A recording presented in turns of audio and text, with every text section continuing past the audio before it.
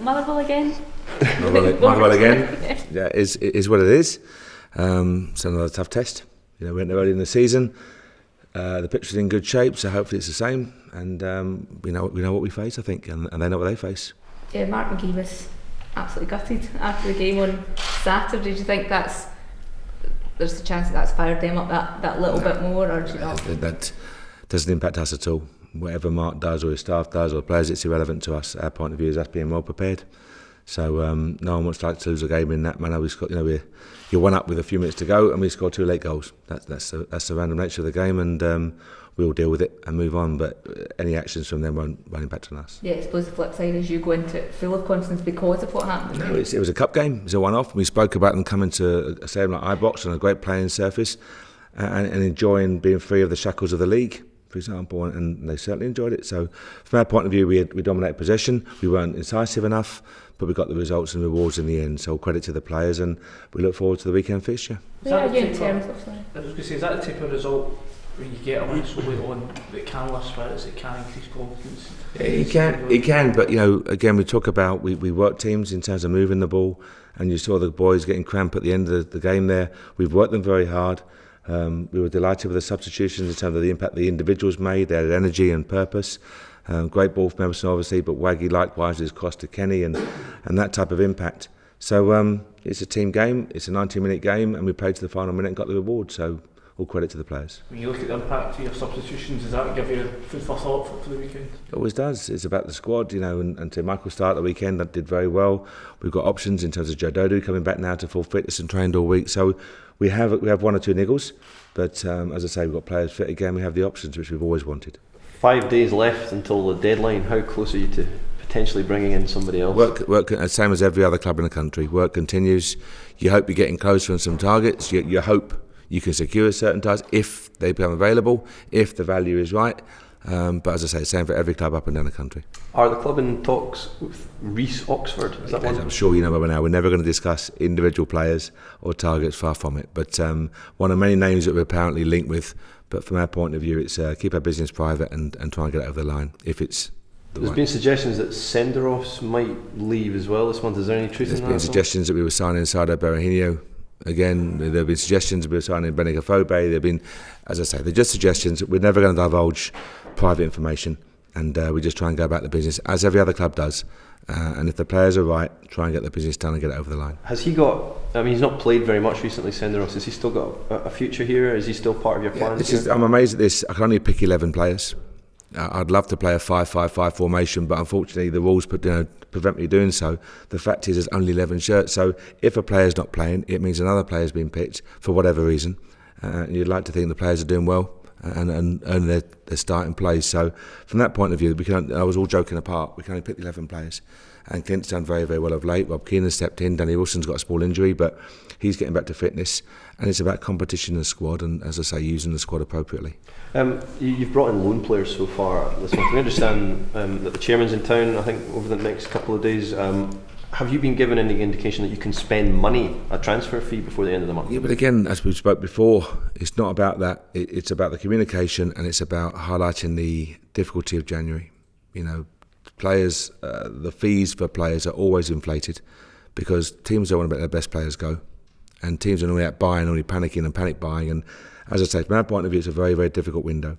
But the loans, we wanted some quality in the key areas, and in Emerson and John, we're delighted what we secured. On the subject of loans, Mark, I wonder, get your thoughts on the rules on loans.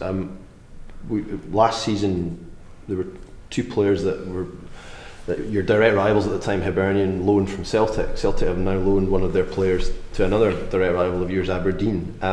First of all, what do you make of that? And what do you also make of the gentleman's agreement that appears to exist that players cannot play against their parent clubs? Because obviously in European competition, they can. From my point of view, clubs act within the confines of the law. Simple as that. So if there's no rule broken, then I have no issue with it. I understand the nature of your question, but the fact of the matter is there's no rule broken. There's nothing that will alert the authorities to any misdemeanours. So it just goes ahead. We can't affect it, and we can't be impacted. We can't be bothered by it. Just get on with your business here at Rangers. As I say, from our point of view, it is what it is. Do you think that clubs domestically should allow players to play against their parent clubs? Because it does happen in Europe. We've seen it. We see it in Europe. I think it opens a can of worms. I think, and you can understand why. In terms of players against their club, scoring against their club, missing against their club, more importantly. So I think I can fully understand the arguments for and against, but the rules are what they are, and we deal with them, and as long as they're not broken, then we just carry on with our business. On that subject, Mark, in terms of loan players, how more difficult does your job become, rather, when you know that these loan players come the summer, we'll go back to your parents' club and talk about you building a team, building a squad for next season? Sometimes loans are extended. Sometimes loans benefit from potentially European football, etc. So they don't always go back, far from it. Or if they do go back, you'd like to think it shows the parent club that you do a good job of developing their assets, which is what the players are, being brutally honest, their assets, their balance sheet items, as cold as that may sound. But you have to show that as a club, you can send their assets back, having increased in value and increased in experience, to perform better for the parent club itself. And if you can do that, then hopefully you get the next tranche. That's how it works. Now the clubs down south have far more extensive squads, far more expensively assembled squads than we can afford to do here. So therefore, if you can show that you're a benefit to their assets, then hopefully it holds you in good stead going forward. That's all you can hope for. So I hear what you're saying about players going back, but the fact of the matter is loan players are hugely effective. Everyone can benefit if you get the loan right. So you don't think it compromises your long-term strategy? Not at all. Not at all. Mark, you said earlier in the week that there's a lack of appreciation for the Scottish market. There was almost an unnecessary derogatory stance, I think is what you said. Mm-hmm. Where does that stance come from? I think where the Scottish game has been. Let's be brutally honest.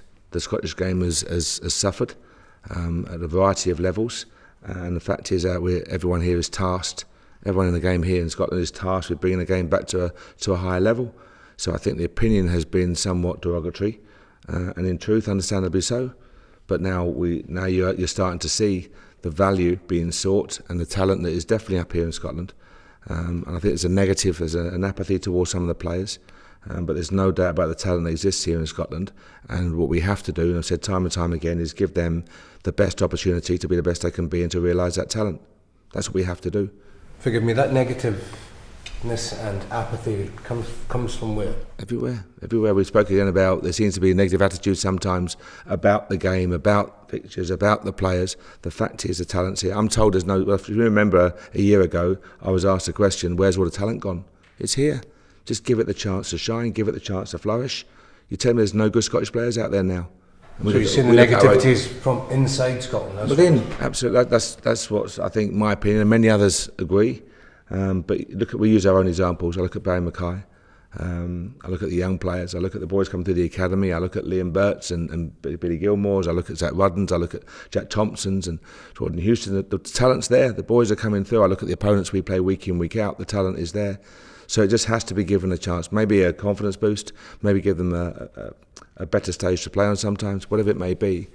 Realise the talent that is undoubtedly in place in Scotland. So in a nutshell, we need to start talking up our game rather than shooting it down. That's my personal opinion, just my personal opinion. Mark, we all know the challenges facing the club in a financial sense. What are they? The fact the club is, struggles to sort of balance the books in that sense.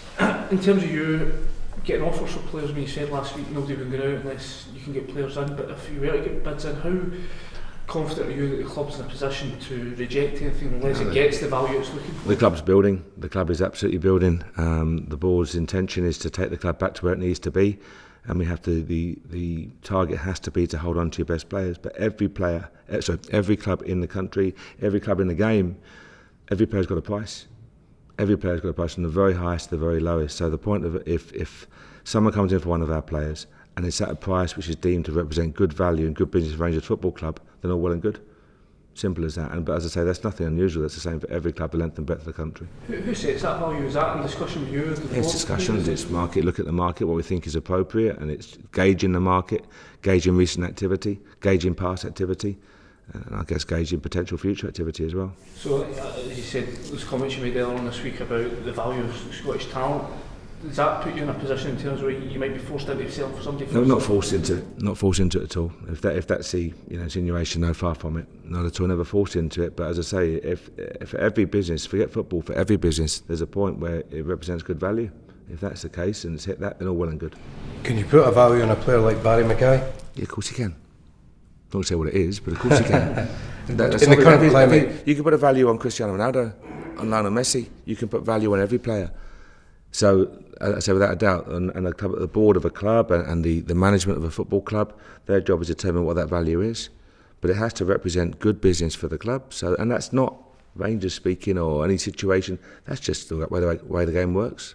have you had any offers, Mark, for any of your players? I would never divulge information, obviously. I was going to say, figures of £6 million have been quoted in certain articles. Does that come close to where you're looking at? Do you honestly know me by now? Do you not think I'm going to keep it private and confidential? I know you got to ask, but... You said there were 1 or 2 niggles. Can you elaborate? No. No? Okay. No, thank you very Joe much. Garner was at training? Joe Garner's training. He's wearing a brace.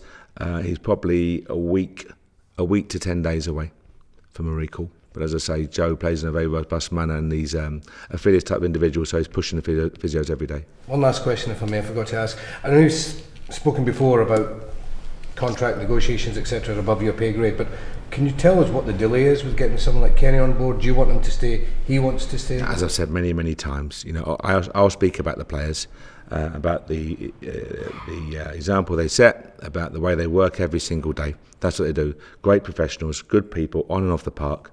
So I'm sure what will happen will happen.